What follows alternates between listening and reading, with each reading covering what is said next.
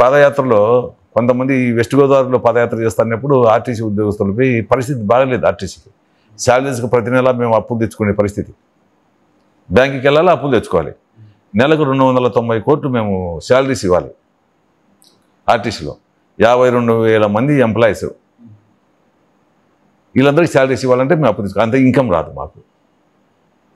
ఆ పరిస్థితుల్లో ఆయన ఏం చేసినాడు, ఒకప్పుడు రాజశేఖర గారి సీఎంగా ఉన్నప్పుడు కూడా ఆర్టీసీ పరిస్థితి బాగలేనప్పుడు, చంద్రబాబు నాయుడు గారు 10 సంవత్సరాలు ముఖ్యమంత్రిగా ఉన్నప్పుడు కూడా ఆర్టీసీని మెరుగు చేయలే. ఆయన చాలా ఇబ్బందులు ఉన్నాయి అప్పుడు కూడా.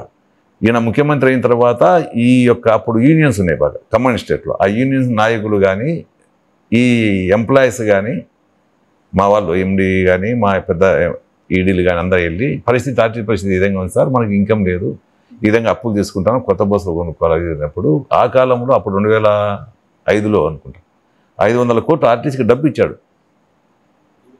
రాజశేఖర గారు.